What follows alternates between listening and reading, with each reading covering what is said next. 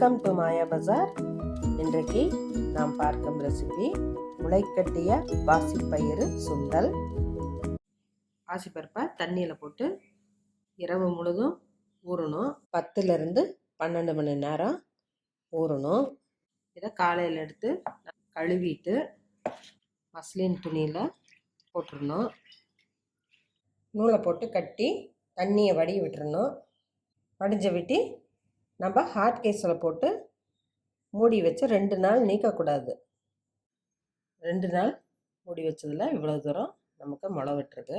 நம்ம ஃப்ரிட்ஜில் வச்சுக்கலாம், பச்சையாகவும் சாப்பிட்லாம். நான் இப்போ கொஞ்சம் எடுத்து தாளிக்க போகிறேன். 1 கப் எடுத்துருக்கேன்.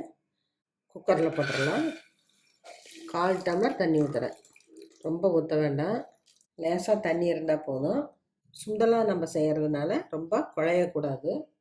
கல்லுப்பு 1/4 டீஸ்பூன், மஞ்சள் தூள் 1 பிஞ்ச். மூடி போட்டு வெயிட் போட்டு 2 விசிலில் ஆஃப் பண்ணிடலாம்.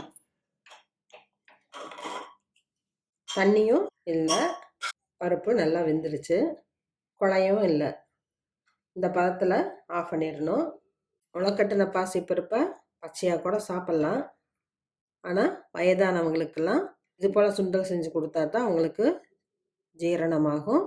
நல்லெண்ணெய் 1 டீஸ்பூன், தேங்காய் எண்ணெய் 1 டீஸ்பூன், கடுகு 1/4 டீஸ்பூன், உளுந்தம்பருப்பு 1/2 டீஸ்பூன், கடலைப்பருப்பு 1/2 டீஸ்பூன், கட்டி பெருங்காயம் 1 பிஞ்ச், இஞ்சி சிறிய துண்டு பொடியாக நறுக்கிக்கணும்.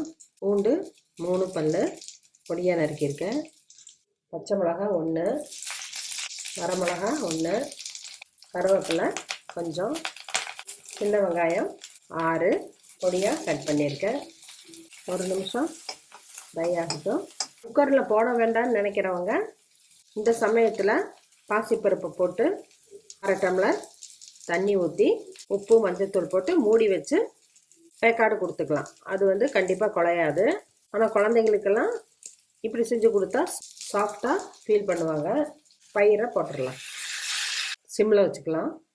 இருக்கிற கொஞ்சம் தண்ணியும் எவாப்ரேட் ஆன விட்டு நம்ம தேங்காய் போட்டுக்கலாம்.